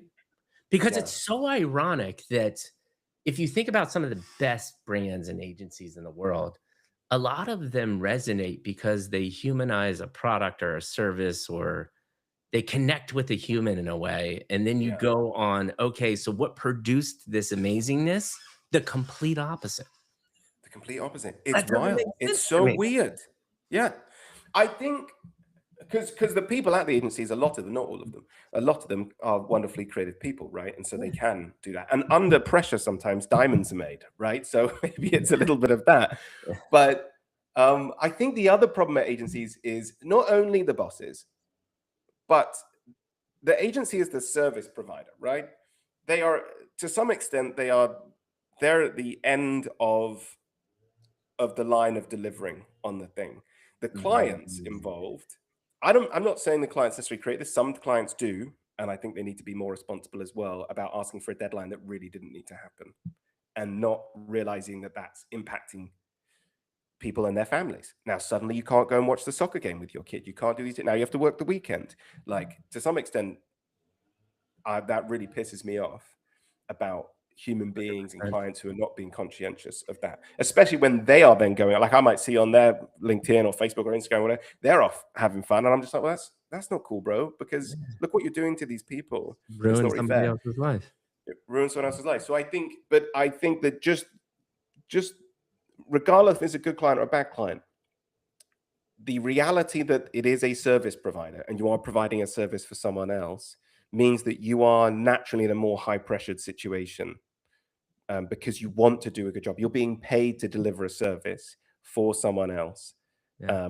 And so you have to deliver in that thing. So you're creating, that's part of the ingredients, plus these owners trying to squeeze out all the money of the situation. And then plus the sort of institutionalized culture over the last 50 years of advertising agencies. Altogether, I think creates potentially very burnout, toxic cultures within ad agencies. And to finish it off, I don't think any of that needs to happen. I think I know we're going to get to it. One of my proudest things about Winston is we're proving that shouldn't happen.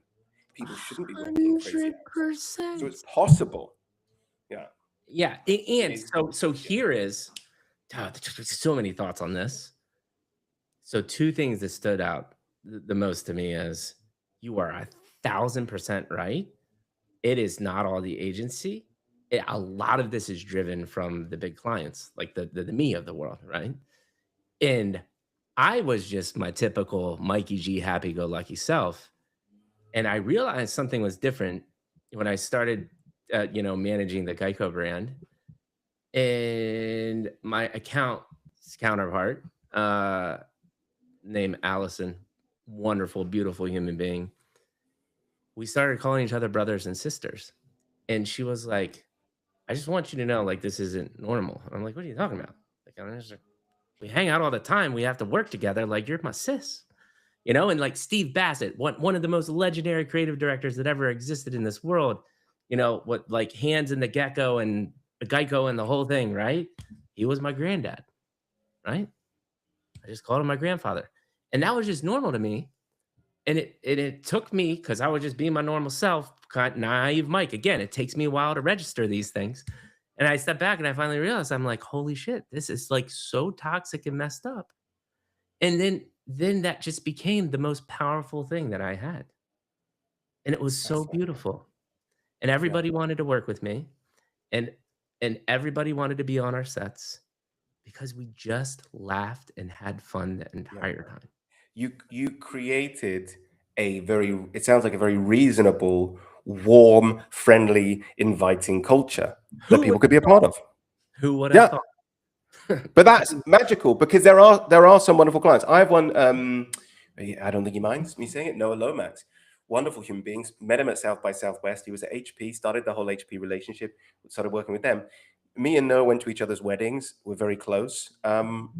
He's an amazing human being because both of us were just being real with each other, trying to solve the thing and being respectful of each other and what was reasonably achievable Yeah, in that yeah, process as yeah, well. And then you can have magical relationships yeah. again. And the last thing I was gonna say, is you hinted at this as well too, is then the other problem on the agency side, the onus is, and now this is the agency's responsibility, is then they get themselves into a financial crunch where they cannot make the choice of, if this client's going to be a complete asshole, I'm just not going to work with them, because then they need the money. So Mm. there is a whole selection there too, because you have a choice of who you work with, but you don't have a Y- choice if you who you work with if you put yourself in a position. If I agree, you have a choice if you have created the right diversified client environment and the Correct. right team Right. so that you are not beholden to one big client, which a lot of agencies are out there. Like over 100%. 50% of their revenue is going to come from one client. Correct. And then that client just starts being a dick. It starts burning out the team. And the founder, it was the founder's fault to some extent. They didn't make the choice to diversify more. They got a little bit, um, Yep. I don't know, lazy is the right word. That's not the right word, but they got too comfortable with that. Yep. It was too easy money, Yep. Yeah, and at then least yeah, for them. and there's always that choice too. So, but there's so many dynamics. One last, before we get to Winston, well, I actually think this is a good segue, unless there's any burning, glaring lesson in that That world before you start Winston. I will leave it at that. Otherwise, I could go off on a real soapbox about bad agency culture, which we Hey, won't go into. I'll talk about good culture. Yeah. we'll do a whole many podcasts on that, because I'm with you, man. Like, if you can't just be in, I see it at enterprise all the time too. Enterprise is even worse sometimes, right?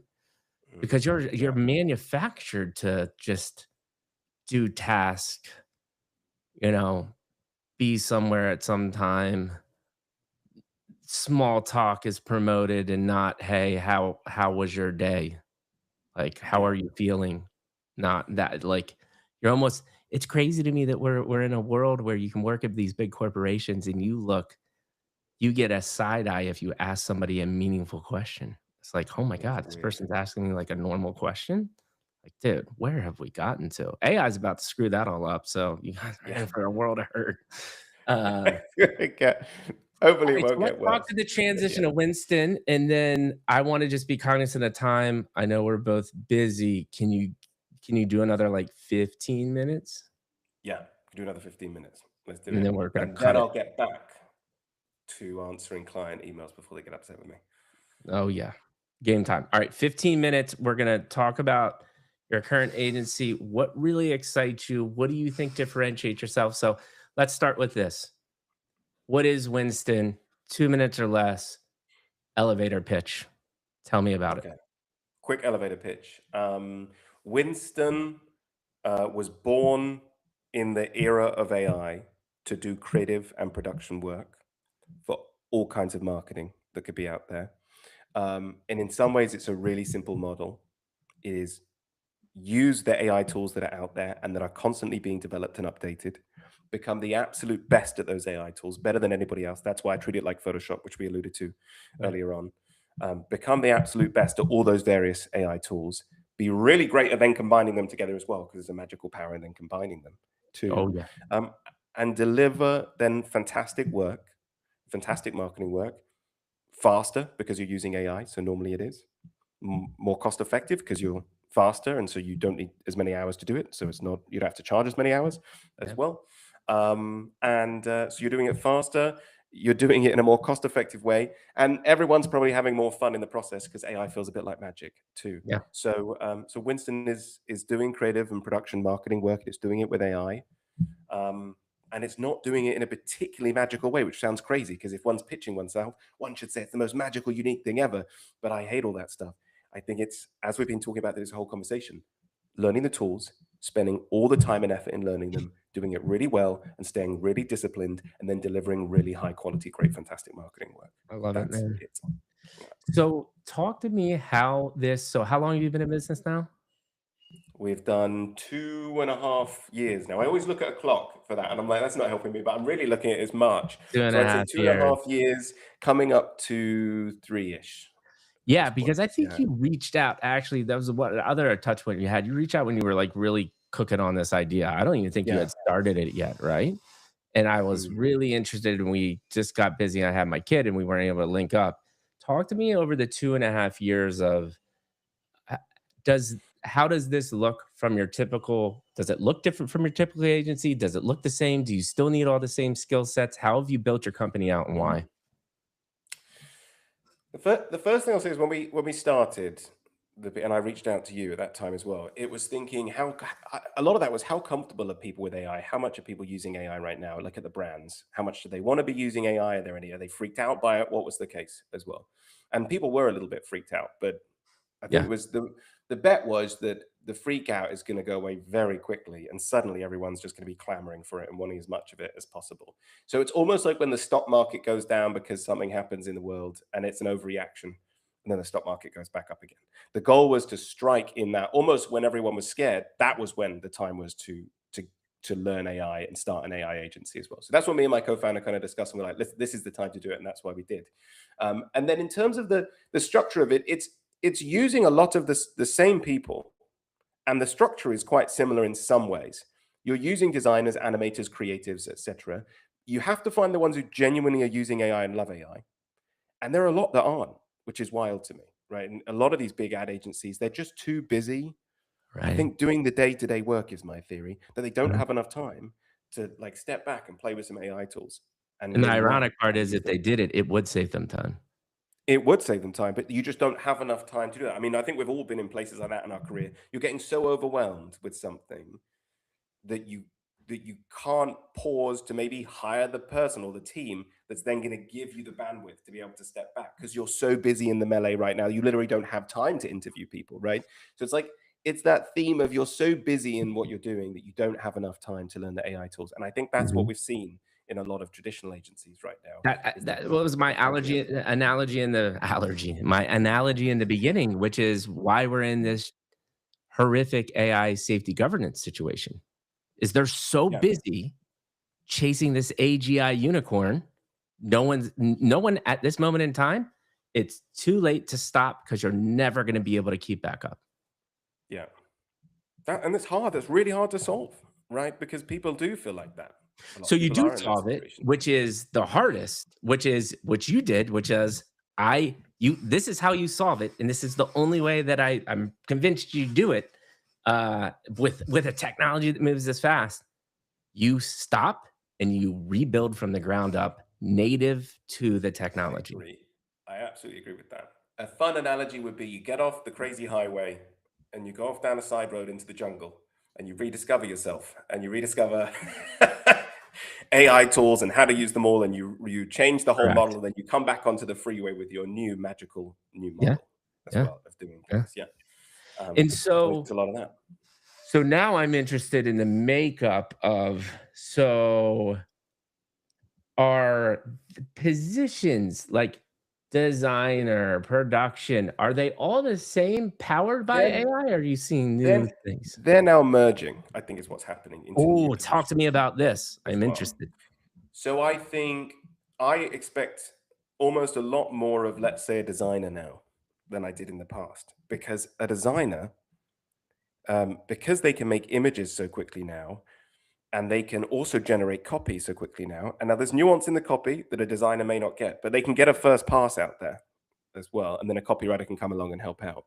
But they can now be more of a creative/creative director. That's more of what I expect of them these days than just being a designer.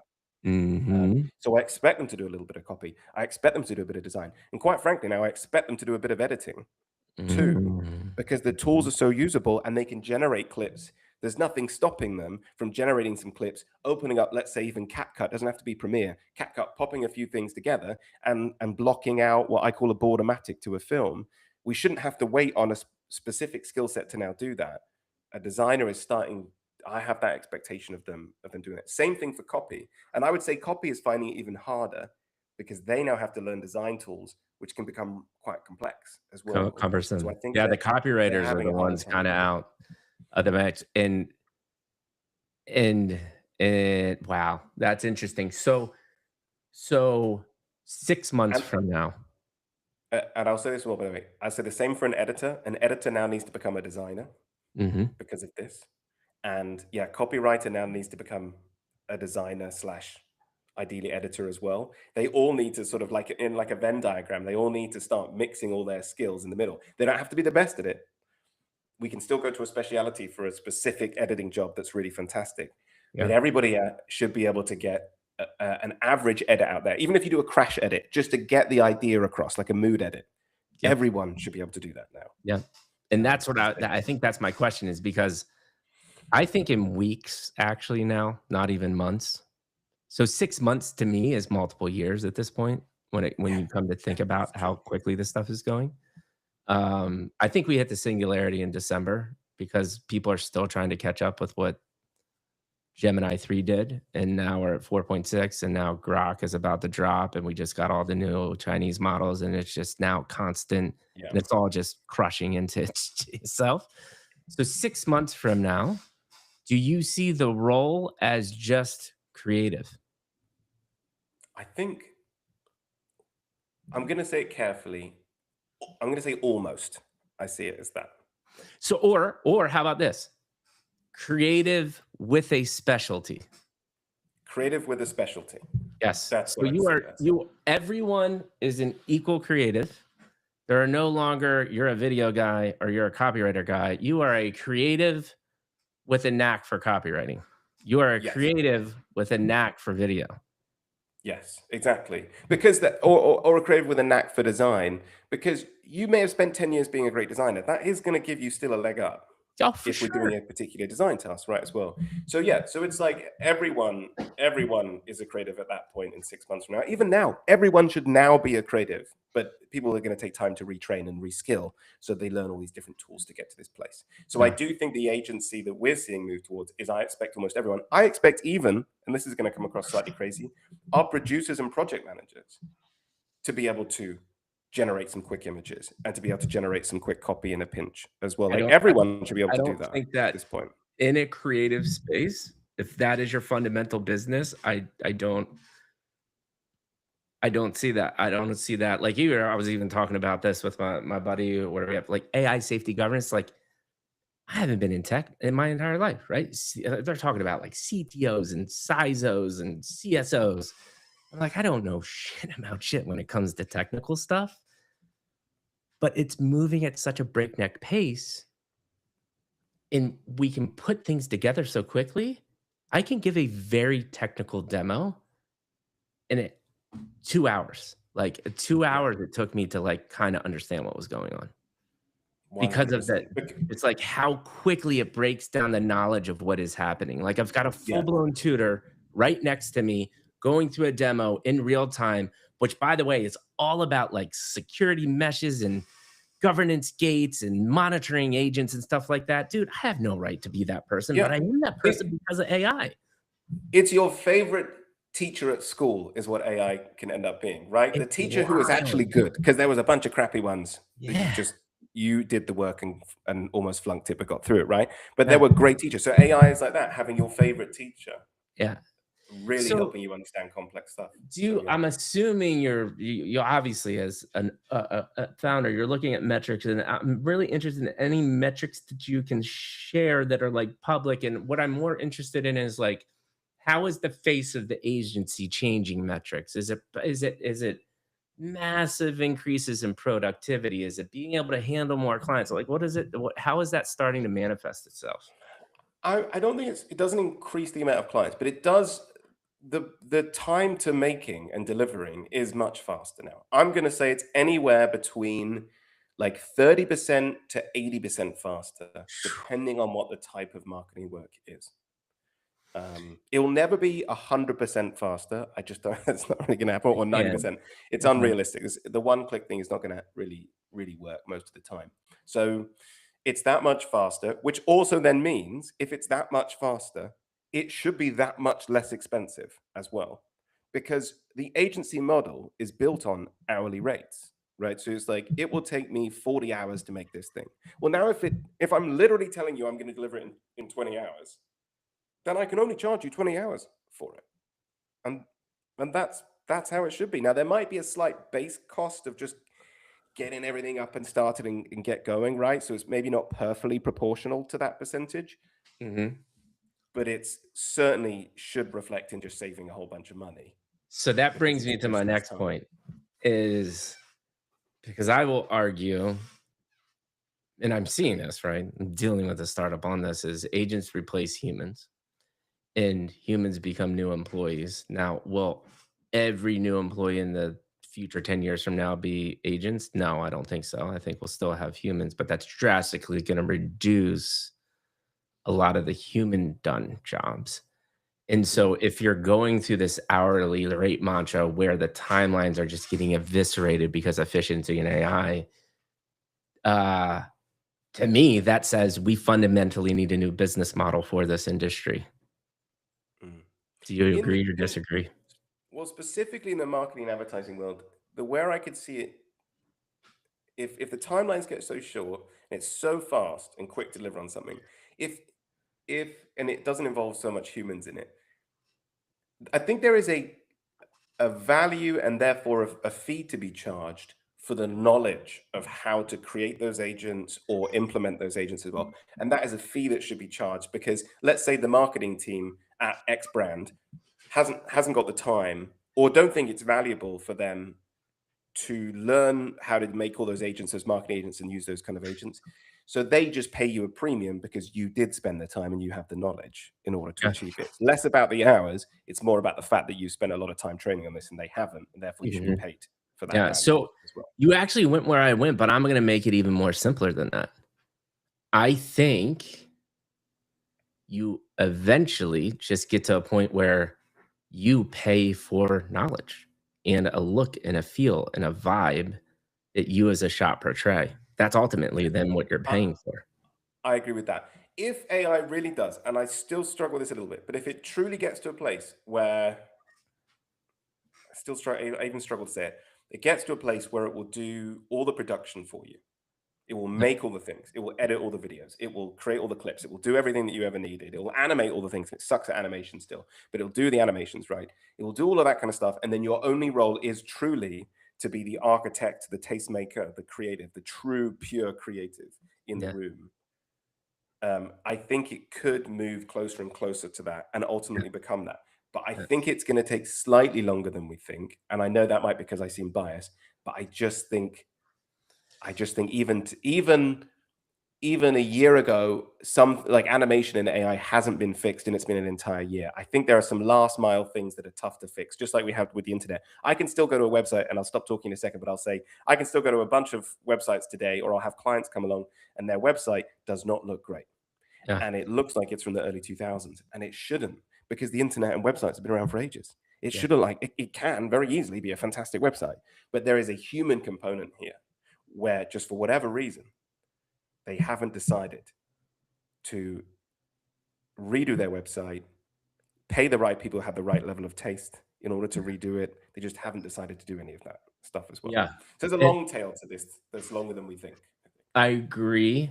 Um, I agree. It's I agree, but I don't know what timelines look like because I literally I was scrolling to see, making sure that the stream was looking good, and there's literally a tweet right now, like, Dario just came out, like, a couple hours ago saying, like, "Yeah, I think Claude is officially sentient and has feelings because it's showing, expressions of anxiety, like human emotion."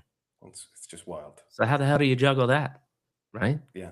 And so, you put that into a humanoid robot that can then do human tasks better than humans, and you've got knowledge better than humans. Where do you end up? It becomes a very weird place. I mean, it becomes that weird thing in the movie WALL-E. I think about this an awful lot. In the movie Mhm. WALL-E, the Earth goes to shit, right? And Wally's going around being cute and amazing. Love to see AI create that character. I don't think it could yet for a long time, but that's fine. And then up in space, you got all these huge humans floating around, drinking massive sodas. I don't know if you saw the movie or remember Yeah, yeah, this. yeah, And yeah. they're just like chit-chatting, just drinking massive sodas. And it's like, that suddenly looks really realistic of what's going to happen next. There's When all the robots are doing everything for us, what are we just fat and drinking too much soda? mountains I don't know. mountains of trash around us. We just don't care. Yeah. Like we're in our So, holographic world. yeah. Bro, it's Um, crazy. And I think this is a perfect segue into like there's I always ask one last question. I want to be cognizant of time. The last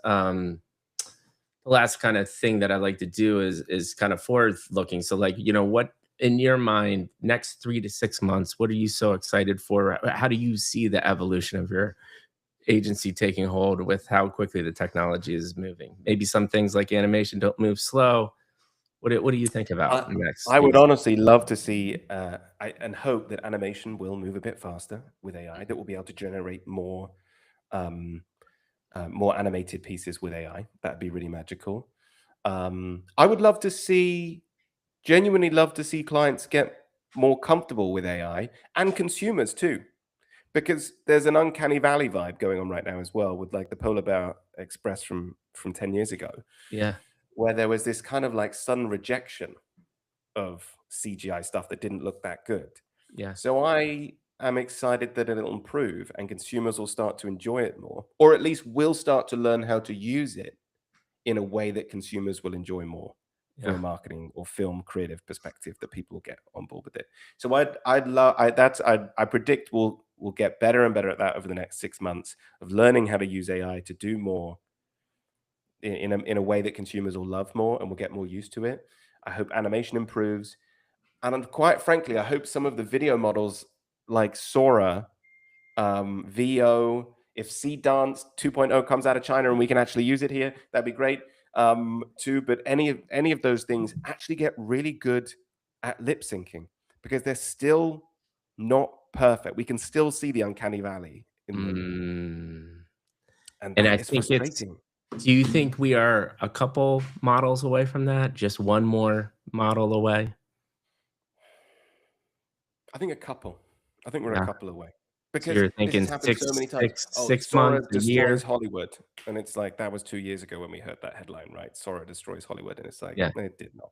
That didn't yeah, happen. yeah. So I think probably, yeah, I'm going to say, I think a year Ah, until we have some of those better clips. yeah, yeah. Um, yeah. Yeah, And then we've got to perfectly blend in, like it's a Coca-Cola ad. So we need to make sure that we see the Coca-Cola can at the right moments and the Coca-Cola can isn't looking weird. I mean, it still looks weird in a lot of these videos. You can see it, right?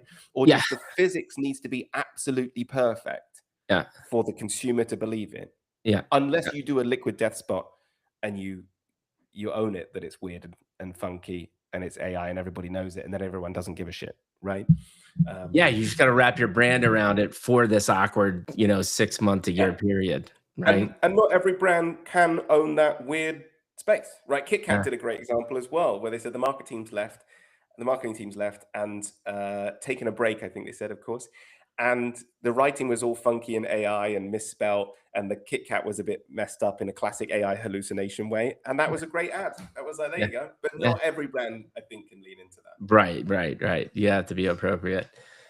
Well, man, we're coming to an end. I always ask one question for every guest that's come on the show, and that is a very simple question, which is, um, if you could describe how your experience on the Mikey G podcast was, what would you say? That's a really lovely question. Well, I've had like a really nice, enjoyable afternoon.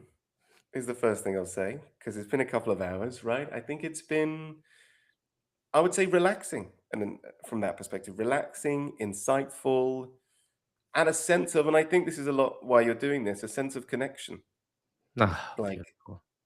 just there's through like now after 2 hours of talking, I feel very connected to you, and I Yeah, think that's a really powerful thanks, piece. man. You gave me, I say this pretty much every time. I'm batting 100%. I've gotten similar types of feedback, and that's exactly what I'm gonna like. If that's what you felt, I've accomplished my goal today because we just need to do more of this. And it gives me chills when I get that feedback. So I'm glad that you felt that way. My closing comment to you, man, I already knew that you're a good guy. Now I have the context behind a lot of new nuanced stories. I think what's really interesting to me is we're very similar human beings. We were been in creative a majority of our life. Our parents got divorced when we were young. We've always had this urge and want to build something bigger and greater and, not have to, the ironic part about what we were talking about is we both kind of did your prototypical careers in the production world, and mine was client side, yours wasn't, but we still worked in quote unquote corporate America. Yeah. But we've always had this urge to do something bigger and better. And I just see so many similarities in our life. And now that we are, where are you in LA? Redondo Beach, the calmer part of LA. Yeah. Dude, I'm telling you, literally, you're just adding this. So when I worked for Geico, my flight that I would take every Sunday, and I would fly out to LA all the time, 6 p.m. flight from BWI into LAX, get there at 8 o'clock, stayed at Redondo Beach all the time. Oh, nice. That's where Okay, I would because stay. it's just such a beautiful place. Yeah. Oh, Yeah, what a listen. better way to spend a Sunday than leaving Baltimore, fly in, stay at Redondo Beach, go get some dinner and drinks with your buddies, and then go to work the next day on set, right? Like I had a pretty cool run. I'm not gonna lie. Not so bad. That So was cool. Yeah. the fact that you're in Redondo Beach makes me even more excited. Um, I I just want to hang out with you. I just want to give We're you a gonna big do it. hug, bro. We're gonna make it happen. Yeah, I wanna say a huge thank you. Obviously, it's been a lovely experience, so I really appreciate absolutely. it. So thank you for Yeah, reaching man. out. Really Yeah, do. and I think that the beautiful insights about the creative agency and why you're doing it again, and it just you're a good dude and you're doing it in a meaningful way. One of the reasons you created Winston is because you wanted to see a change in the culture. You wanted to see the way change. People need to change because we all are humans at the end of the day. Your insightful comment about your teacher about learning and knowledge, like we went off. This was probably the most organic podcast I've had. It usually follows more of that chapter one, two, three Yeah. structure, but you're just so easy to talk to about different concepts. And I want to come on your podcast. Like that's how inviting you are. All So you right. should just start Very a kind. podcast just so we could just do one episode just so I can Just come that on yours. Friday. Just a Friday fun day. Yeah, Friday fun day. Brewskis on a Friday. All Yeah. right, done. We're doing it. It's gonna be beautiful. But thank you so much. I know I mean, you own an agency, you got a small little kid. You just gave me close to 2 hours of your time. That is more than anybody can give me. Thank you so much from the bottom of my heart. I appreciate you Thank so you. much. Chris Thank you. Thank you. and Mike Appreciate it. VP.